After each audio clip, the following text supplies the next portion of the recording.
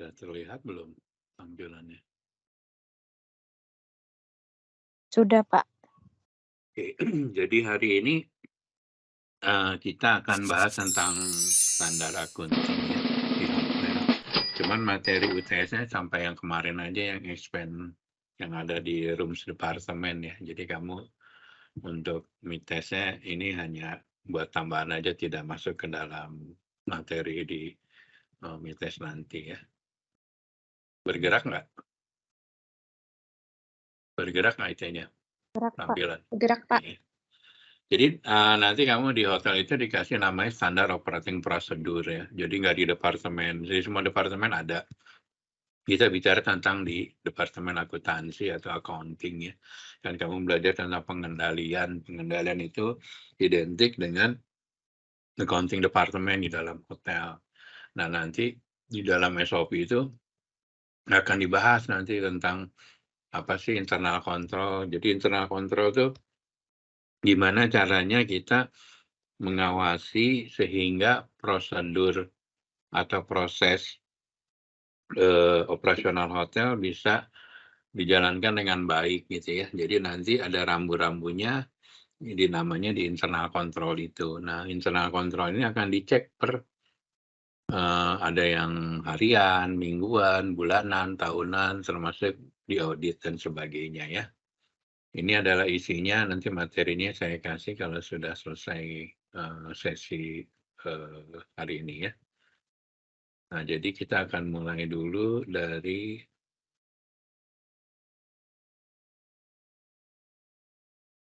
jadi gunanya internal control itu untuk menjaga aset perusahaan ya. Jadi kalau nggak ada kontrol kan nanti gimana dong, apa namanya tuh, hotelnya tidak bisa di-manage secara baik, nanti akan terjadi korupsi dan sebagainya ya. Makanya kita harus bisa me membuat suatu aturan, jadi kayak model kalau penerimaan uang itu dari front office ataupun dari F&B, setiap hari langsung disetor ke Dropbox gitu ya. Dropbox itu kalau kamu sudah training nanti ada semacam lemari besi, jadi setoran hari ini dimasukin ke dalam box-nya itu, disaksikan atau di-witness oleh misalnya dari security atau dari departemen lain ya, yang bukan dalam satu departemen yang sama ya.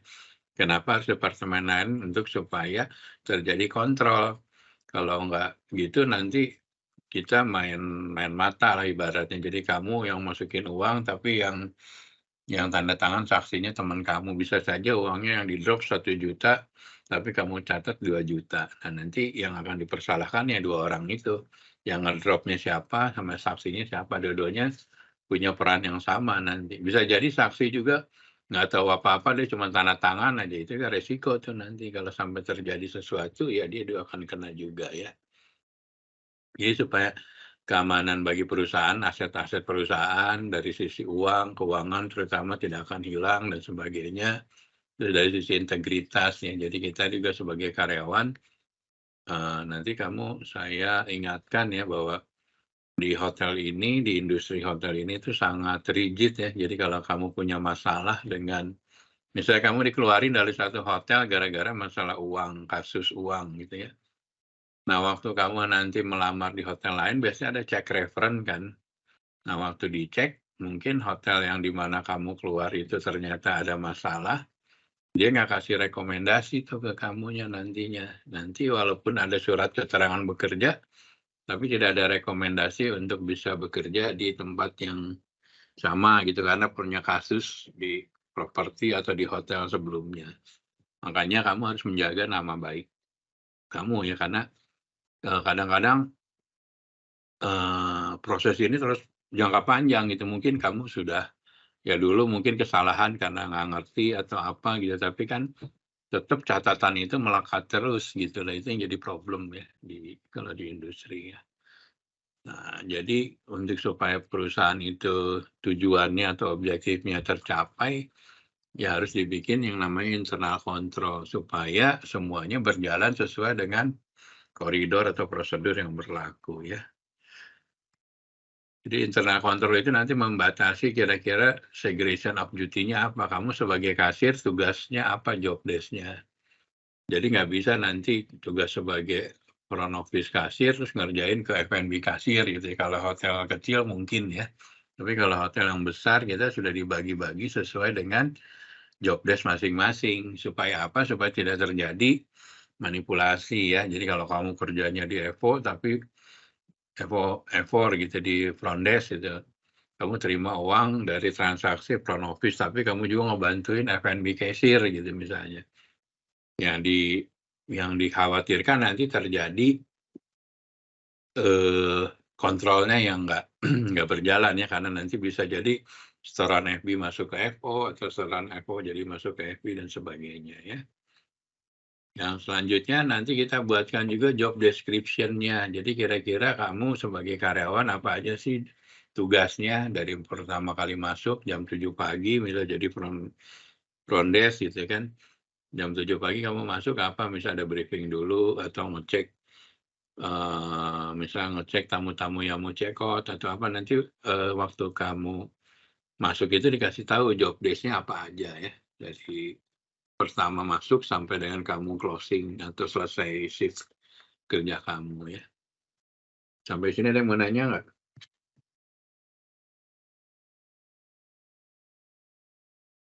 Nah, ada saya Belum lanjut ada, lagi. Pak.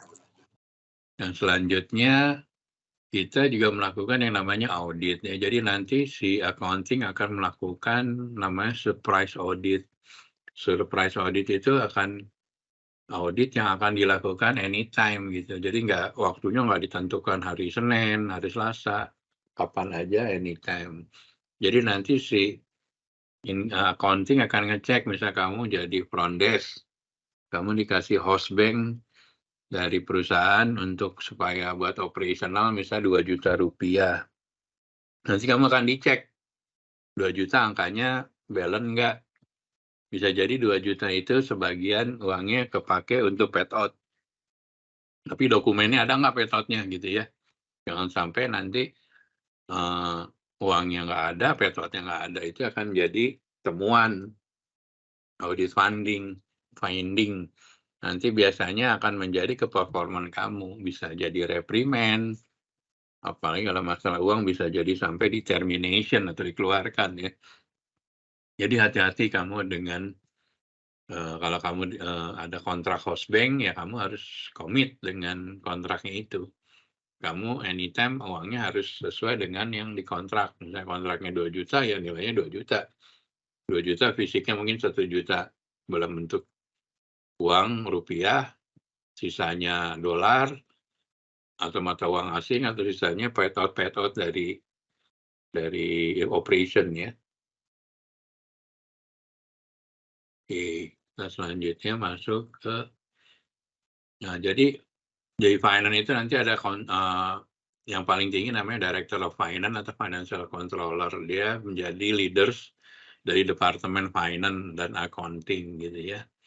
Biasanya organization chart-nya FC itu membawahi mulai dari purchasing, receiving, store, account receivable, pokoknya semua finance dan accounting di bawahnya si FC ya. Jadi FC membawahi, kalau hotelnya kecil ada chief accountant, tapi kalau hotelnya besar biasanya ada director of finance, chief accountant lengkap gitu ya. Terus purchasing manager reportingnya ke finance. Nah, di bawahnya biasanya ada accounting supervisor, mulai di general kasir, jadi account receivable, ada cost control, ada AP, dan sebagainya ya. Ini adalah section di bagian finance ya. Jadi kalau kamu training nanti atau kamu kerja di departemen finance, ya di antara ini gitu ya. Dari general kasir nanti bisa naik ke supervisor, bisa naik ke posisi selanjutnya. Nah, ini struktur organisasi dalam suatu hotel ya. Biasanya GM membawahi, biasanya orang keduanya EAM ya. Kalau di Marriott namanya Director of Operation gitu ya. Terus ada FB Manager, ada FC, ada Front Office Manager, mungkin di sini ada banyak lagi. Nah, di bawah finance itu yang tadi. Ada beberapa hotel kayak grupnya Accor, kalau hotelnya Ibis, dia baginya 2, back office sama operation. Jadi organisasinya hanya 2, operation sama back office gitu ya. Nah, tapi ada beberapa departemen yang HR di bawah finance, tapi ada juga yang HR langsung di bawah GM ya, tergantung dari masing-masing properti atau unit hotelnya ya. Nah, kita masuk ke front office departemen ya. Jadi dalam departemen front office juga banyak yang berhubungan dengan finansial ya. Mulai dari setoran-setoran kamu ya, setoran dari operation, terus supporting dokumennya ada guest reservation, karena waktu nanti mau nagih kan harus lengkap ya. Registrasinya atas nama misalnya Tuan Budi dari Pertamina Palembang gitu ya, misalnya kamu di Windem Palembang gitu ya. Itu harus lengkap detail datanya. Terus kalau ada bill lunch, dinner, segala macam itu harus ada tanda tangannya supaya nanti tidak menjadi dispute. Dispute itu di-reject gitu sama Pertaminanya. Misalnya kamu nagih ke Pertamina tapi ada bill yang nggak ada tanda tangan tamunya. Nah, si Pertamina ngerasa itu bukan bill-nya kita. Gimana membuktikan bahwa memang karyawannya dia yang sudah makan di hotel Windem gitu misalnya.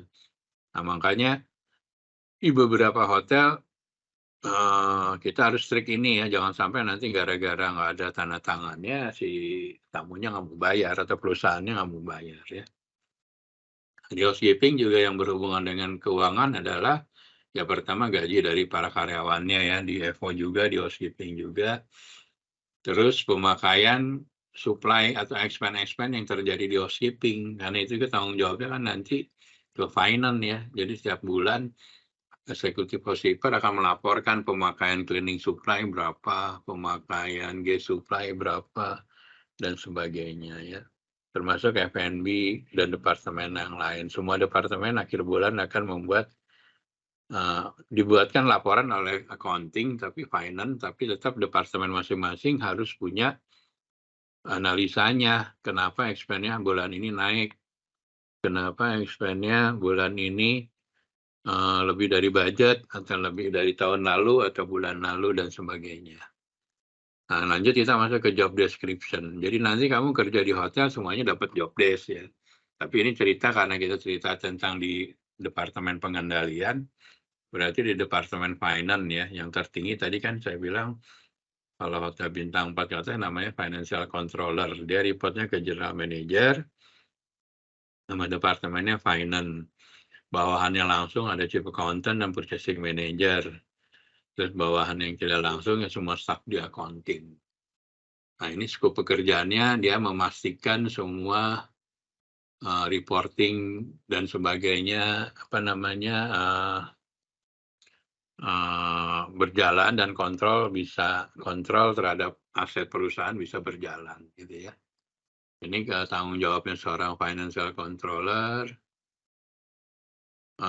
Nah, dia biasanya kalau financial controller akan berhubungan dengan pemilik atau owners ya. Biasanya akhir bulan bersama dengan GM, dia akan bikin financial report dan akan presentasi ke mereka, ke owners dan department head dan semuanya ke owner gitu ya. Ini dari sisi internal. Kalau eksternalnya nanti berhubungan dengan asuransi, dengan petugas pajak, auditor, bankers, legal, dan sebagainya ya. Ini adalah tugas dari seorang financial controller atau pemimpin tertinggi di dalam hotel accounting atau finance ya. Orang keduanya namanya chief accountant. Pekerjaannya kurang lebih sama, dia membantu kelancaran dari financial controller ya. Kita lanjut. Nah, di departemen atau seksi di dalam departemen finance adalah juga purchasing. Biasanya kalau bintang 4 atau bintang 4 ke atas, levelnya purchasing manager ya. Kalau bintang 3 mungkin supervisor atau mungkin cost control merangkap purchasing juga dan sebagainya. Purchasing kerjanya adalah melakukan verifikasi terhadap permintaan-permintaan barang nih. Jadi setiap hari kan namanya chef akan belanja sayuran, belanja dry good, barang-barang kering dan sebagainya. Terus departemen lain juga sama, mungkin dari F&B, bar juga belanja minuman, engineering belanja peralatan-peralatan atau bahan-bahan untuk perbaikan dan sebagainya. Nah, semua itu diatur nanti sama purchasing. Kalau hotelnya besar, biasanya purchasing itu ada beberapa orang, ada satu khusus untuk belanja barang-barang F&B gitu ya. Ada satu khusus belanja barang-barangnya kitchen gitu ya. Tapi kalau hotelnya nggak terlalu besar, biasanya purchasing cukup 1 atau 2 orang, dia mengerjakan seluruh permintaan barang. Tidak semua permintaan barang akan dibeli ya oleh purchasing, tergantung purchasing juga waktu nanti sebelum beli barang dia harus disetujui dulu oleh financial controller dan GM. Kalau GM nggak tanda tangan sama financial controller nggak tanda tangan, si purchasing nggak boleh belanja. Nanti yang tanggung purchasing-nya karena kan udah belum di-approve, belum disetujui, tapi dia langsung belanja gitu ya. Tapi kadang-kadang kan di perjalanan di industri itu banyak barang-barang yang dadakan gitu ya. F&B misal tiba-tiba ada meeting, grup meeting, si chef harus masak, bahannya nggak ada. Nah, kalau barang-barang yang bersifat harian gitu ya, kayak perishable gitu, kayak vegetable, sayuran, buah-buahan, itu cukup sampai dengan FC, GM nggak usah tanda tangan. Biasanya dari marketplace, barang yang mau dibelanja buat hari ini atau besok, dari chef langsung naik ke purchasing ke finance approve, langsung barang dibeli ya. Di sini ada yang mau nanya nggak?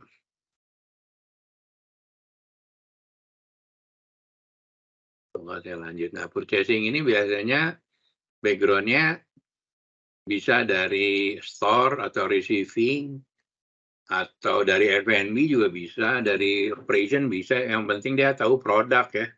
Misalnya beli beras tipenya apa, terus buah misalnya semangka tanpa biji itu ukurannya seperti apa, terus ayam potong itu ukurannya berapa gram. Nah, biasanya sih kita nyari orang yang berpengalaman ya, kalau nggak berpengalaman khawatirnya nanti salah beli barang. Karena kalau salah beli barang misalnya si vendor yang nggak mau balikin, itu resiko hotel ya, menjadi apa namanya, menjadi beban bagi hotel gitu ya. Makanya nanti si chef harus mau nggak mau terima, padahal mungkin produknya nggak bisa dimasak saat itu gitu, karena menunya beda atau segala macam ya. Jadi purchasing itu berhubungan dengan seluruh departemen ya. Jadi semua departemen yang mau beli barang itu ke purchasing ya. Biasanya menggunakan yang namanya purchase requisition atau permintaan barang gitu ya. Tapi kalau barangnya ada di gudang, dia langsung minta ke store, pakai store requisition ya. Hubungannya dengan pihak luar ya, dia berhubungan dengan para vendor atau supplier, kontraktor, kalau misalnya ada pembangunan, arsitek kalau ada gambarnya dan segala macam ya. Nah, di bawahnya tadi kan, di bawahnya financial controller ada accountant dan purchasing manager. Nah, di bawah-bawah mereka ini baru masuk ke supervisor. Supervisor kerjaannya yang tadi digambar itu banyak di struktur organisasi, mulai dari bagian account payable, account receivable, general kasir, cost control, dan sebagainya ya. Nah, cost control ini kerjanya adalah ngebantu terutama chef ya untuk mengkontrol biaya-biaya atau food cost yang disiapin oleh si chef. Jadi si cost control itu kayak polisi lah gitu, nge-remind si chef, misalnya hari ini cost-nya sudah berapa gitu ya. Jadi dia ngingetin nih. Nah, career path-nya atau di bawahnya dia biasanya ada store sama receiving. Jadi biasanya kalau kamu berkarir di finance, mulai dari store, naik ke receiving, naik ke cost control, naik ke purchasing manager, dan sebagainya. Ini contoh career path yang ada di industri hotel, terutama di departemen finance dan accounting gitu ya. Nah, ini contoh yang tadi saya bilang, bahwa setiap hari dia menyiapkan daily flash food cost.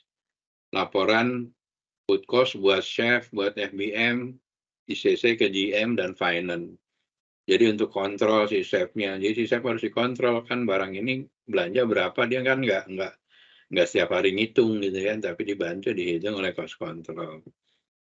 Nanti dibantu dengan berapa sih revenue-nya gitu kan, seperti yang saya sampaikan di mata kuliah sebelumnya, setiap hari nanti cost control akan ngirim namanya daily flash food cost. Jadi ngasih tahu food cost per hari ini berapa, sampai dengan sekarang misalnya tanggal 10 Oktober, dari tanggal 1 sampai tanggal 10 berapa food cost-nya, persentasenya berapa gitu dan sebagainya ya.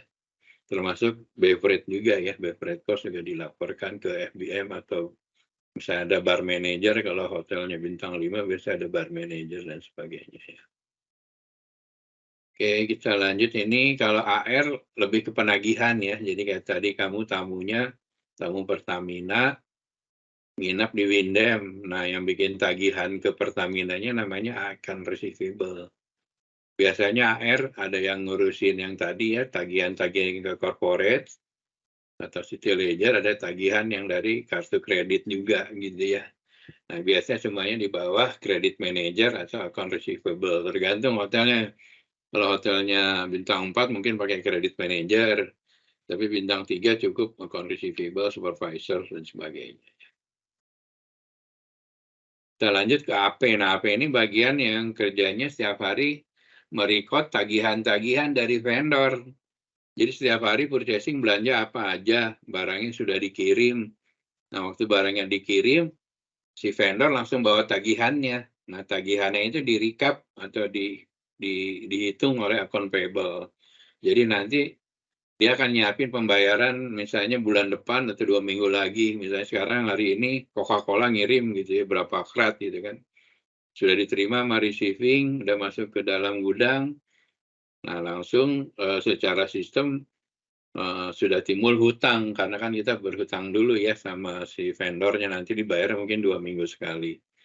Nah, nanti si AP ini akan menyiapkan kerjanya tiap 2 minggu, menyiapkan buat pembayaran 2 minggu ke depan bayarnya apa aja. Berarti ada Coca-Cola, tagihan dari PT Coca-Cola misalnya, terus tagihan dari apa namanya, sayuran dan segala macam itu disiapin oleh account payable ya.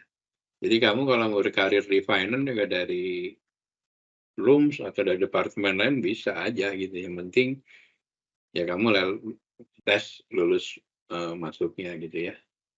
Kalau general kasir ini tugasnya yang tadi ya, seperti saya sampaikan, dia menerima seluruh transaksi atau apa namanya, setoran-setoran uang ya. Setoran uang dari front office, setoran uang dari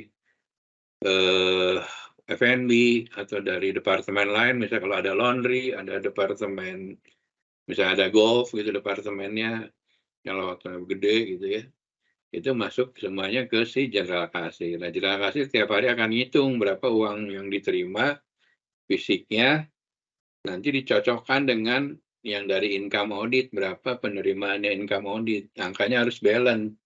Kalau nggak balance, kamu sebagai front desk nanti besoknya dipanggil, atau hari itu dipanggilnya kenapa angkanya kok nggak sama gitu kan. Di setoran dibilangin 1 juta, tapi kamu nyetornya 900.000, berarti short atau kurang 100.000. Nah, kamu harus bisa meyakinkan 100.000 itu di mana. Bisa jadi ada paid out, atau bisa jadi duitnya belum kesetor gitu ya. Nah, itu harus dicek nanti sama general kasir. Nah, setiap hari general kasir akan manggil bank ya, nanti bank akan ngambil kolek uangnya. Jadi si general kasir sekarang ini sih dia nggak ke bank, tapi banknya yang jemput bola gitu ya, ngambil uang setoran-setoran itu di hotel. Tapi kadang-kadang mungkin kita kerja sama banknya nggak setiap hari gitu ya, karena setorannya mungkin nggak gede gitu, jadi mungkin seminggu berapa kali dan sebagainya. Biasanya nanti bank akan datang petugasnya apa namanya, dibantu oleh petugas keamanan ya, bisa dari kepolisian atau satpam dari bank tersebut, untuk menghindari hal-hal yang tidak diinginkan ya. Itu kerjanya general kasir. Selanjutnya receiving ya. Receiving itu yang terima barang. Nah, dia barang harus terima sesuai dengan PO-nya. Misalnya barangnya yang dibelanjanya kecap, datangnya kecap, ya diterimanya kecap. Jangan sampai barangnya diorder kecap, tapi yang datangnya misalnya sirup, itu diterima nggak boleh gitu ya. Dia harus terima barang sesuai dengan apa yang ada di purchase order, apa yang sudah diorder oleh departemen masing-masing gitu ya. Nah, nanti si receiving ini akan diserahkan ke store. Di store akan nanti disimpan di dalam gudang, baik gudangnya finance atau di gudang langsung ke gudangnya bar atau gudangnya kitchen dan sebagainya. Oke, selanjutnya kontrol adalah masalah kunci nih. Nah, kunci juga masalah hal yang penting ya, karena kalau kunci itu sembarang orang bisa buka, sembarang orang bisa bikin kunci, nanti ada orang jualan kamar sendiri-sendiri gitu kan ya, nggak terkontrol. Nah, salah satu kontrol yang namanya dia mengontrol kunci. Biasanya di beberapa hotel ada yang dibawa IT kuncinya, ada yang dibawa security ya, tergantung dari masing-masing hotel. Nah, nanti dari situ akan ketahuan tuh kuncinya. Misal kalau kamu check-in tuh harus otomatis nge-link. Jadi kamu nggak bisa bikin kunci manual harusnya ya. Tapi beberapa hotel suka offline tuh. Nah, kalau offline bahaya nanti. Jadi kamu bisa ngasih kunci kamar yang udah tamu okupat, kamu kasih ke orang lain bisa aja gitu kan. Nanti kejadian tamunya udah in-house tapi dikasih ke kamar yang orang lain. Jadi orang lain buka kamar yang sama gitu. Nah, itu hati-hati. Makanya harus sistemnya online, nggak boleh offline. Kalau online, kalau kuncinya udah dibikin, dia nggak bisa bikin kunci lagi. Maksimal kan 2 ya. Kalau lebih dari 2 pasti dia bling-bling, dia akan ngasih tahu buat tamunya sudah ngambil 2 kunci dan sebagainya. Nah, kunci di level di hotel, levelnya ada yang paling tinggi Grandmaster, biasanya megang GM ya. Jadi Grandmaster ini kita bisa buka seluruh pintu kamar di dalam hotel, yang punya hanya GM. Kalau masing-masing departemen kayak housekeeper, dia pegangnya biasanya kalau nggak floor atau emergency master key gitu ya, tapi kalau Grandmaster hanya GM ya. Terus nanti di masing-masing floor mungkin ada departemen housekeeping megang masing-masing floor untuk master key-nya. Dia hanya buka buat bisa lantai 1 saja, lantai 2, lantai 3, dan sebagainya. Nah, semua kunci ini di-record dan dibikin kontrak juga, supaya kalau terjadi apa-apa, misalnya ada kehilangan, nanti kita tinggal tracking dari mesin kuncinya, siapa aja yang masuk ke dalam situ ya. Jadi ketahuan nanti siapa aja yang masuk ke dalam situ. Jadi kita untuk misalnya ada tamu komplain kehilangan uang, bentar ya. Jadi bisa kelihatan.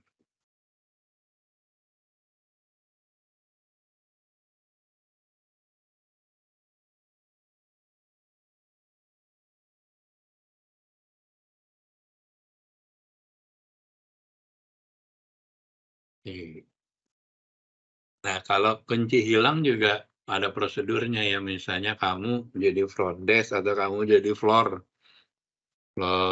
room boy atau floor supervisor gitu, terus kuncinya hilang. Itu harus ada berita acaranya ya, harus dicek sama security, terus dicek lagi sama housekeeper-nya, misalnya kalau kamu di housekeeping, terus nanti kunci lamanya diblok supaya nggak bisa dibuka oleh sembarang orang ya. Nah, ini contoh dari kunci yang kita bikin logbook, nanti siapa aja sih yang hilang, yang lost, dan segala macam. Ada satu kejadian di beberapa hotel dulu kuncinya hilang, dipakai tamu lain itu masuk. Nah, itu juga bahaya ya. Tapi kan sekarang security-nya banyak ya, mulai dari lift-nya juga pakai kunci, ke kamarnya juga mungkin tergantung dari check out-nya. Misalnya di automatically waktu jam 12, kalau di check out-nya besok, jam 12 dia udah mati, si kuncinya udah nggak bisa buka lagi gitu ya. Nah, itu ada salah satu kontrol untuk kunci ya, karena di dalam kunci kamar itu kan banyak aset di dalamnya, kalau data tamu, kalau komplain, dan sebagainya. Nah, itu apa namanya tuh, semua data itu di-backup di dalam sistem. Itu jangan lupa juga kalau kamu jadi front desk, nanti kan kamu dikasih password ya untuk login ke sistem. Itu juga sama security-nya, sama kayak host bank, kamu nggak boleh di-share.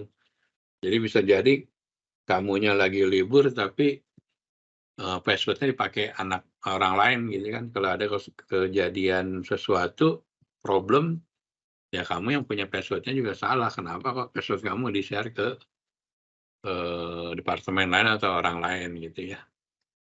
Gimana, ada yang mau nanya nggak? Nah, ini adalah satu contoh backup log untuk kalau kita ada backup sistem ya. Misalnya si IT nge-backup setiap 1 shift sekali, atau security nge-backup sistem CCTV, itu harus di dalam dibikin backup log. Jadi ketahuan tanggal berapa di sistemnya di backup, siapa yang backup-nya. Jadi kalau misalnya nanti datanya hilang, bisa di-tracking dari sini ya. Terus perubahan password juga sama. Jadi kamu misalnya merubah password gitu ya, kamu harus request ke IT manager. Misalnya dirubah karena apa gitu, harus ada alasannya, terus tanda tangannya. Selanjutnya, nanti kamu dikasih namanya standar accounting manual ya. Jadi dari situ dikasih tahu untuk masalah-masalah finance itu seperti apa saja, apa yang harus dilakukan adanya semuanya di SOP ya. Kurang lebih seperti itu untuk materi hari ini. Ada yang mau nanya? Palembang?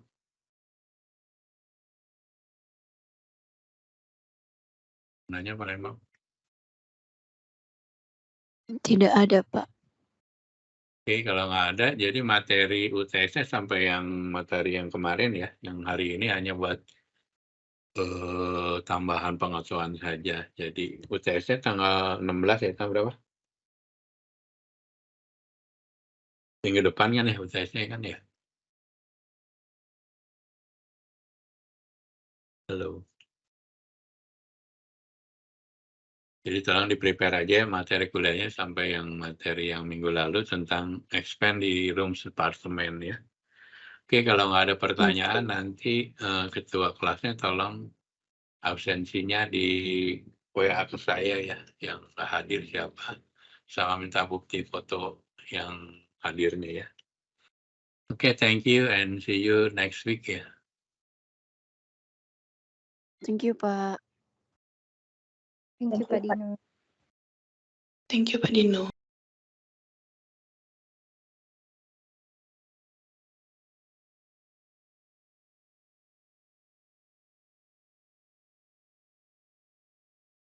Wahyu. Disuruh Bapak itu buat absen yang tidak hadir. Apa? Disuruh Bapak itu buat absen yang tidak hadir. Disuruh absen hadir. Absennya di ini kan di grup kan? Ya. Intinya orang yang stres, tiap hari hanya minta maaf, asal turun